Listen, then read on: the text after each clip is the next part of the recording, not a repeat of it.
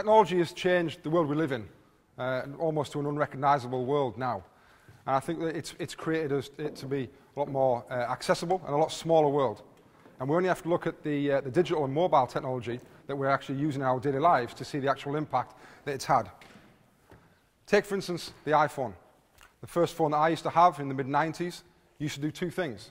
It used to make calls and receive calls.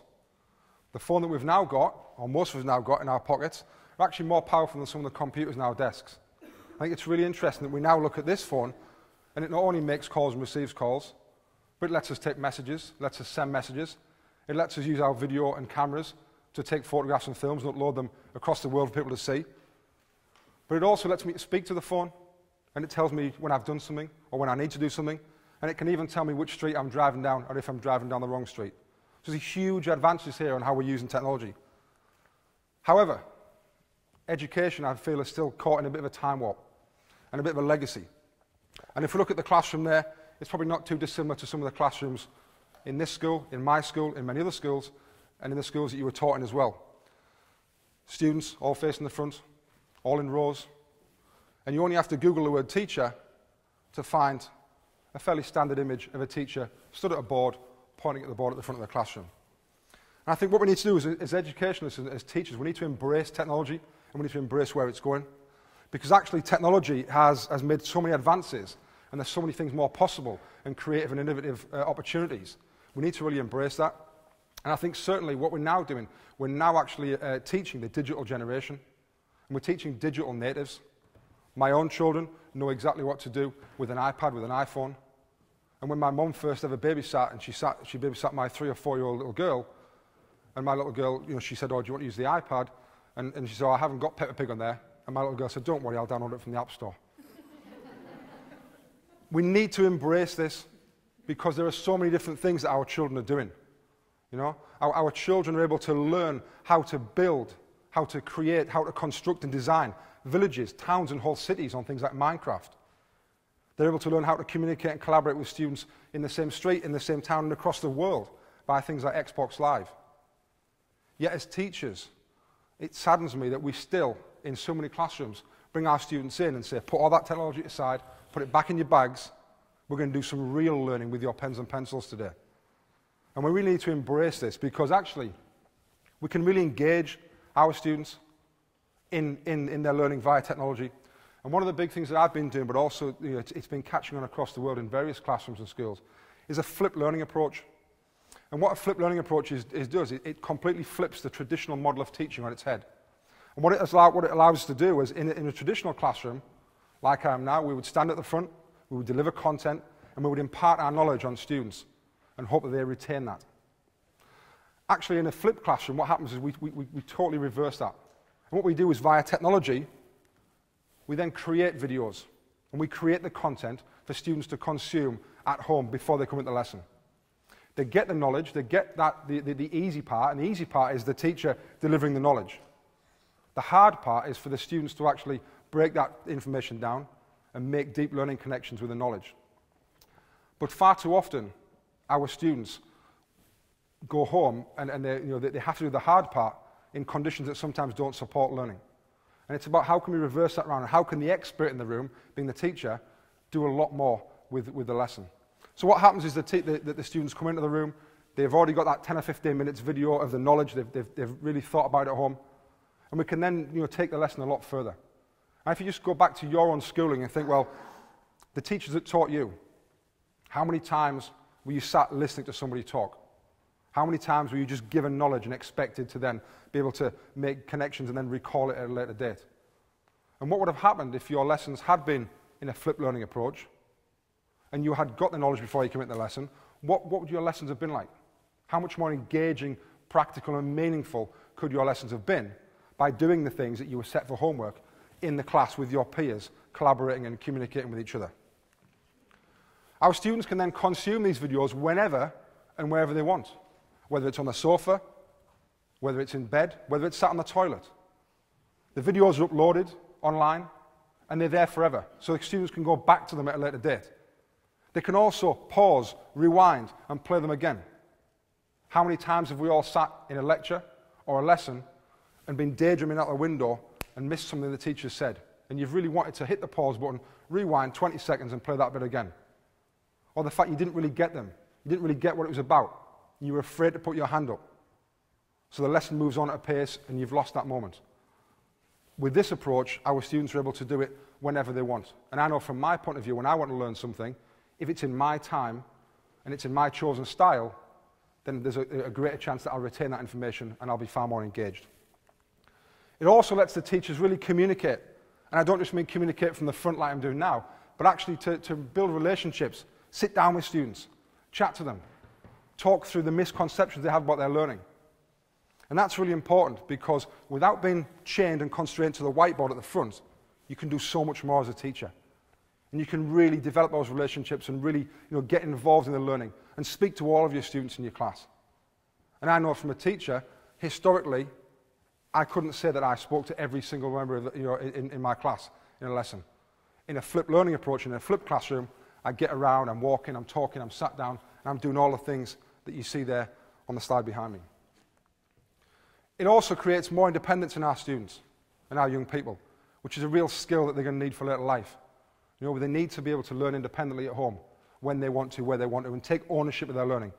And this really helps that. But without the technology, we're stuck back in that traditional classroom, the image we saw at the start, in a chalk and talk style.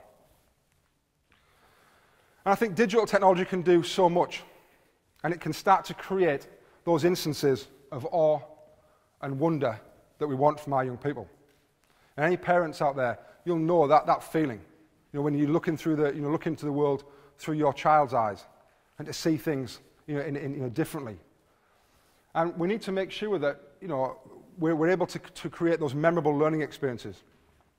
Because whenever we remember anything, and if you're in the car driving home this evening, and there's the kind of the golden hour where you have to guess the year of the song, we normally all get it within about a year or so. We're pretty close. And why is that? Is it because we've memorized the top 20 from the last 30 years? Is it because we've memorized the back of the CD covers you've bought and when it was produced? No, it's not. It's because we've made a connection and there's been a memorable experience at the time.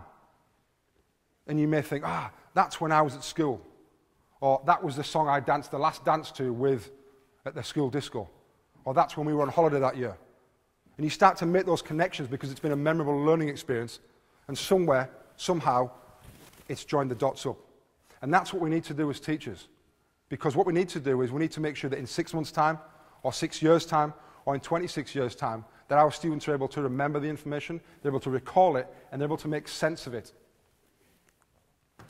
So by using technology, and using things like Skype and Google Hangouts, we're able to create a window to the world in our classroom. And we're able to do some amazing and innovative things. Because, unfortunately, lots of our students don't see the world in all its beauty that it is. And whether that's from lack of opportunities or financial constraints, they see the world through a set of lenses that aren't necessarily sharp enough. And I think it's our job as teachers to be able to provide those opportunities to see the world through our classroom. This is a picture of me after I carried the Olympic torch at the London 2012 Olympic Games. And through Skype, I connected to over 40 classrooms across the world, in 17 different states in America, in Australia, New Zealand, Pakistan and France. And I was able to, from my kitchen, deliver talks to kids in classrooms about the Olympic torch. And I felt I had a duty to spread the Olympic message. And yes, I went around the Girl Guides, the Scouts, the youth clubs around my town, but I wanted to do a bit more than that. And I knew that as a connected teacher myself, I had an opportunity to spread that message wider and further than ever before. The students were able to ask me questions, and it was just like me being in the classroom. I could see them, they put their hand up, I said, yeah, the one in the front row in the blue top, and we were asking questions and we were talking about it. And it was absolutely amazing to be able to have an impact on their lives from 3,500 miles away.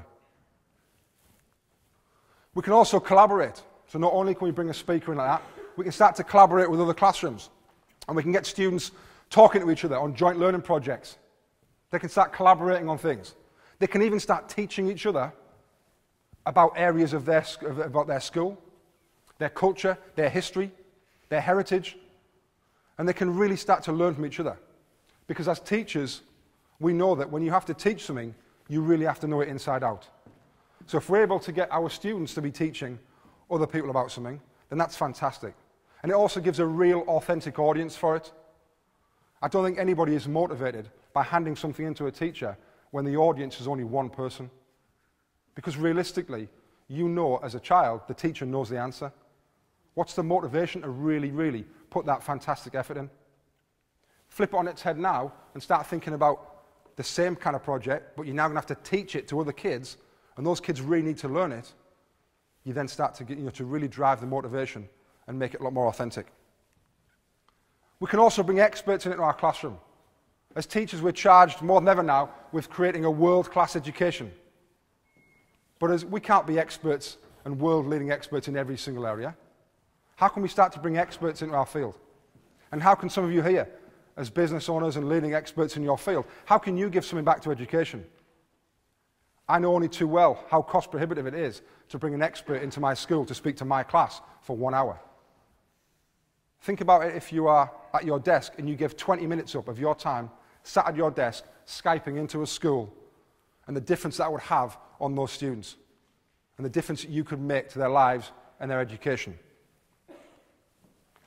And we can also explore.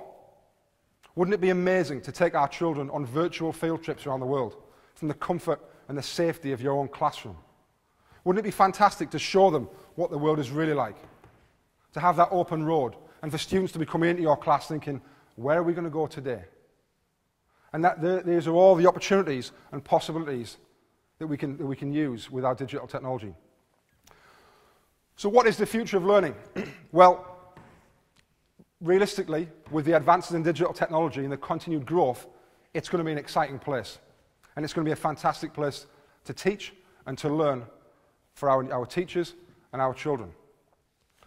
But more than that, as teachers, we are charged and challenged with developing and preparing students for jobs that don't even exist yet. And that's a really scary and sobering thought as teachers. So more than anything else, what we need to do is we need to give our students the skills and the fantastic learning opportunities and memorable learning experiences that when all is said and done, our students can become whatever they want to be. Thank you.